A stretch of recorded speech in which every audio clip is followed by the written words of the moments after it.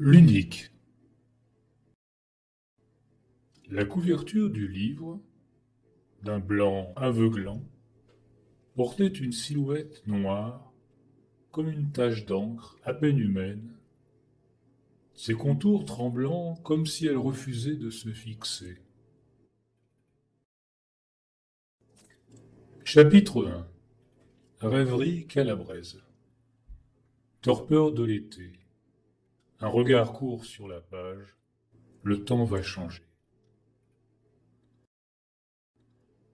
2 heures de l'après-midi. Irénée sommeille, un peu engourdi par les délices culinaires de la nonna, qu'il peine à digérer.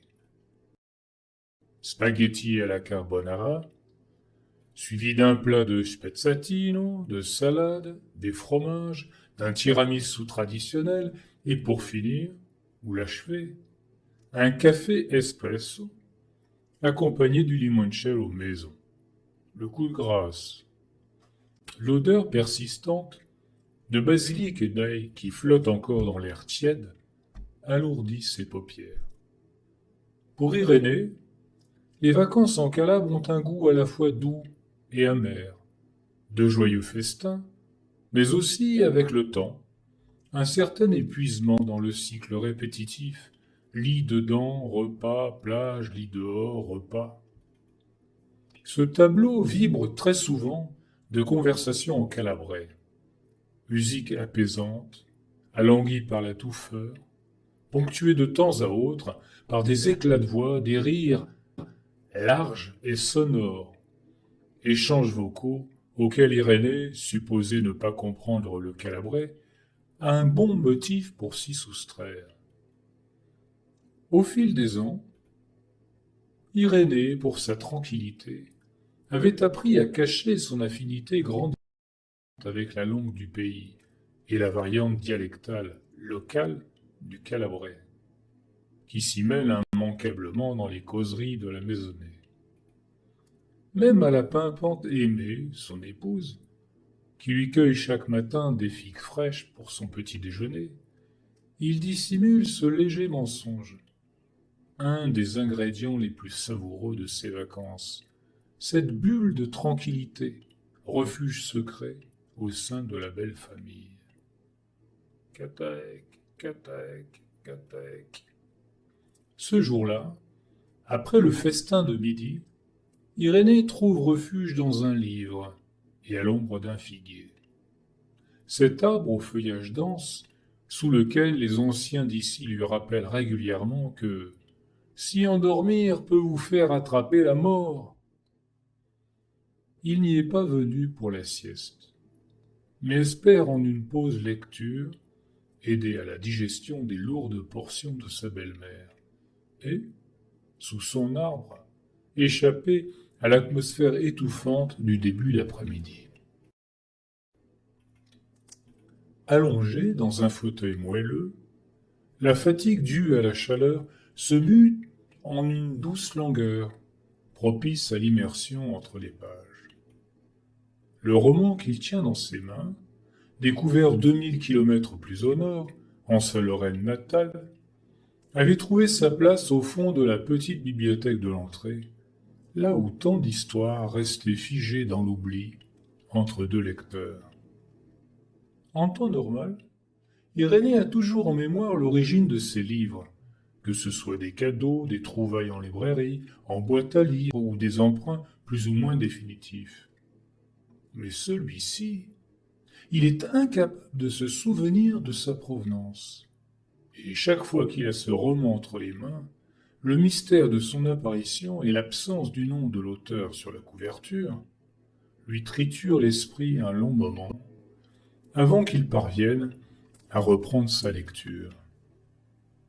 Ayant décroché de cette préoccupation, à la lisière de la somnolence, il se laisse porter par l'histoire d'Ozipii, un adolescent troublé, solitaire, dont la quête de vérité serpente à travers des méandres d'incertitude.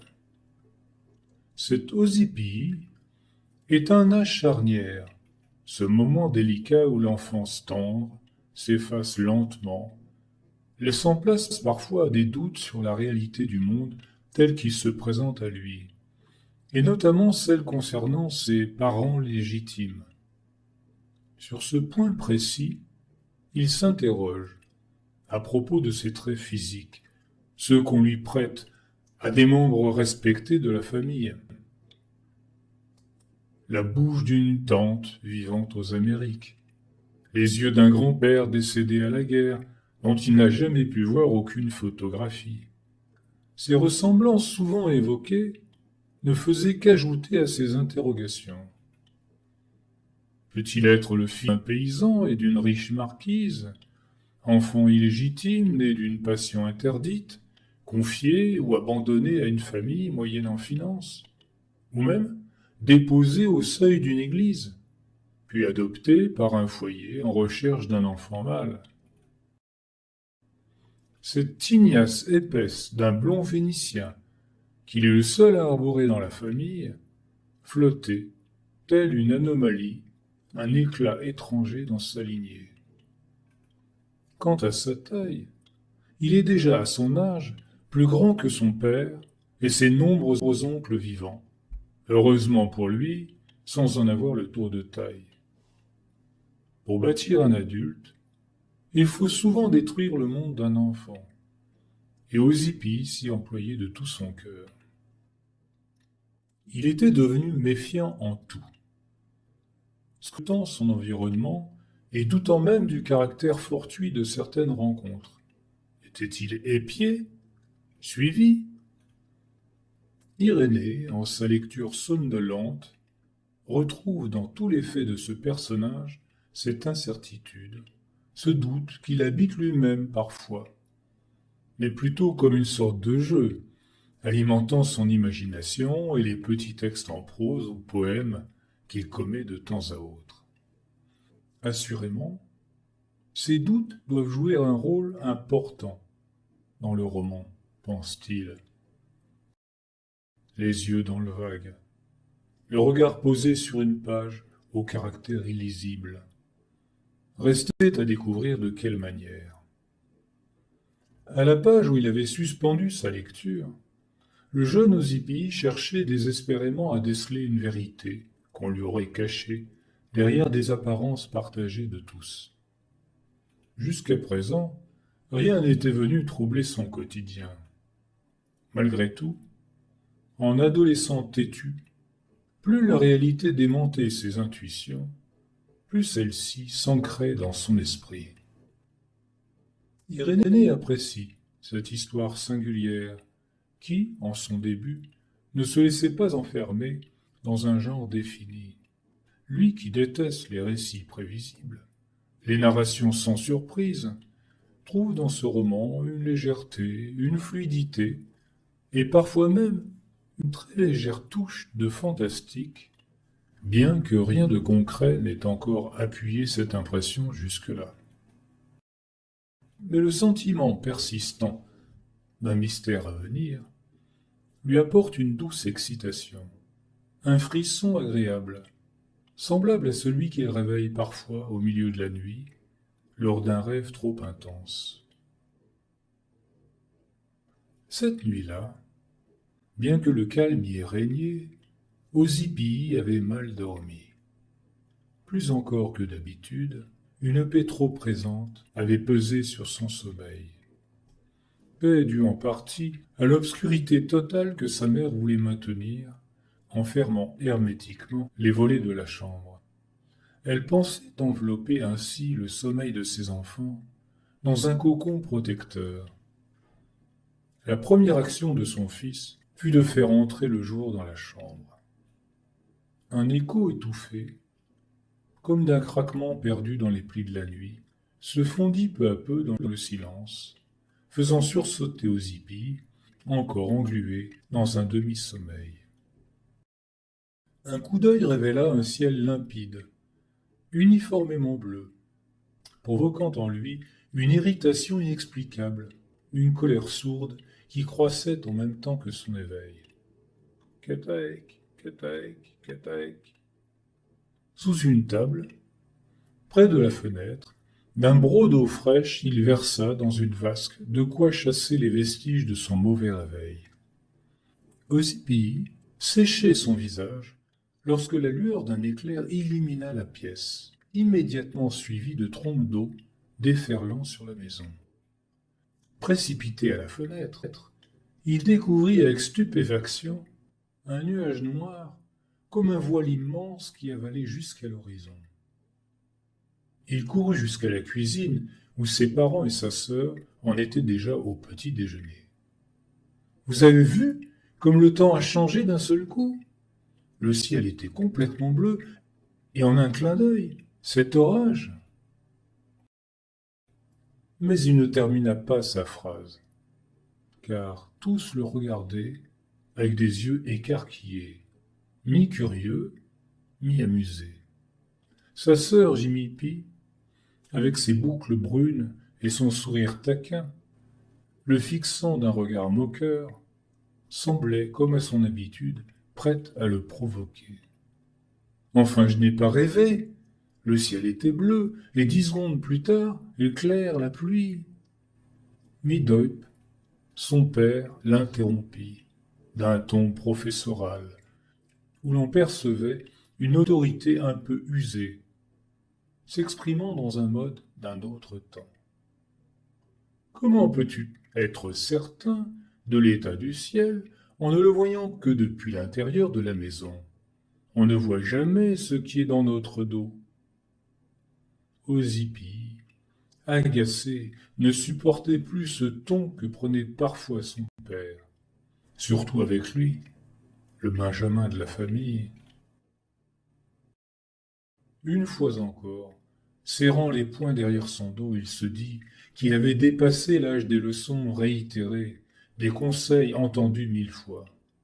Ces aphorismes, qui émaillaient le discours de son père, lui semblaient appartenir à une époque révolue, à ces vieux livres poussiéreux qui remplissaient leur bibliothèque. La dernière remarque de Midoip avait fait monter en lui une de ces colères dont il était coutumier, notamment face à sœur Jimipi. Plongeant sa main dans la poche où il savait trouver le petit gâteau sec offert la veille par la tante Effime, Ozipi le réduisit en poudre. « Je sais ce que j'ai vu, reprit-il. » Sa voix tremblait un peu. « Même si le nuage était là, juste au-dessus de la maison, la première fois que j'ai regardé, il est impossible qu'il ait pu recouvrir tout l'horizon en si peu de temps. » À mesure qu'il parlait, il sentait bien que sa certitude vacillait. Combien de temps s'était-il éloigné de la fenêtre? Il ne laissa rien paraître de ce flottement intérieur, masquant son début de doute sous une assurance de façade. Dans la cuisine, l'atmosphère devenait électrique, comme si un orage, familial celui-là, était prêt à éclater. Jimipi, qui en des situations similaires n'aurait pas manqué de titiller son frère, retint une remarque assassine, en équilibre au bout de sa langue. Se rappelant son cours de danse imminent, avec regret, elle ne pouvait se permettre de déclencher une de ces guerres interminables dont elle raffolait et sortait toujours victorieuse.